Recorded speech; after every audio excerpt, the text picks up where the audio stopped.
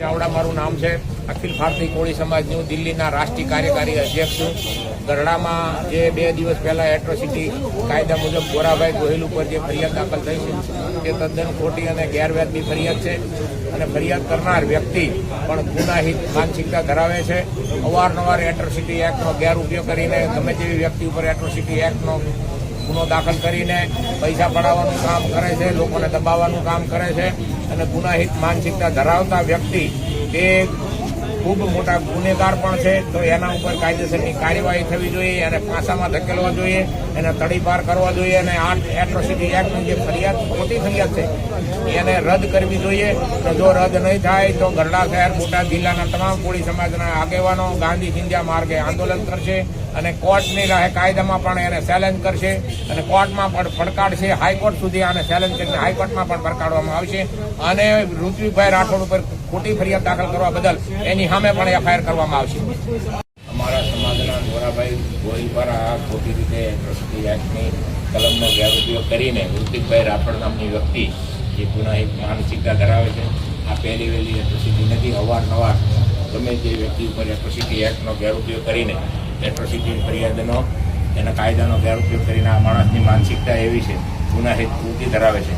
તો એમને પણ પાસાની કાર્યવાહી થાય અને એટ્રોસિટી એક્ટ કાયદાનો ગેરઉપયોગ કરવા બદલ એની સામે પણ એફઆઈઆર દાખલ થાય એવી અમારી વિનંતી છે। 3-4 ગુના એમની પણ દાખલ છે, શક્ય તડી પાર્ટી મને જે બી થતું એમની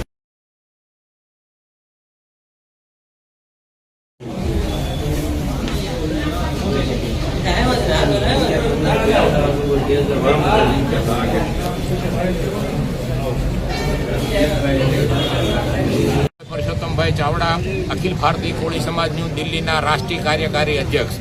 આજે ગઢડાના કોળી સમાજના આગેવાન પર ખોટી રીતે એટ્રોસિટી એક્ટ મુજબ જે ફરિયાદ દાખલ થઈ છે તે તદ્દન ખોટી ફરિયાદ છે અને ફરિયાદ દાખલ કરનાર માણસ પણ અવારનવાર દરેક વ્યક્તિઓ ઉપર આવી એટ્રોસિટીના કાયદાનો ગેરઉપયોગ કરે છે, ગુનાહિત માનસિકતા ધરાવે છે અને એક બુટલેગર જેવા તોફાનીને આવારા તત્વ જે એટ્રોસિટી એક્ટનો ગેરઉપયોગ કર્યો છે તો આ જે એફઆઈઆર દાખલ થઈ છે તદ્દન ખોટી એફઆઈઆર છે।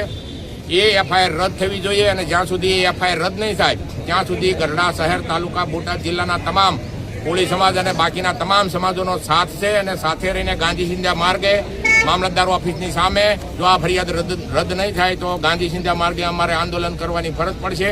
આ એટ્રોસિટી એક્ટને ડીએસપી બોટાદ અને કલેક્ટર બોટાદને રજૂઆત કરવામાં આવશે અને જ્યાં સુધી આ એટ્રોસિટી નહીં રદ થાય તો એને કોર્ટમાં પણ ચેલેન્જ કરવામાં આવશે અને આ ખોટી ફરિયાદ દાખલ કરનારની સામે પણ બીજી એફઆઈઆર કરવામાં આવશે અને આ અમારા કોળી સમાજના આગેવાનને ખોટી રીતે દબાવવાનો જે પ્રયત્ન થયો છે તદ્દન ખોટો છે, ગેરવાજબી છે અને એટ્રોસિટી એક્ટનો ખોટી રીતે ઉપયોગ કરવામાં આવ્યો છે।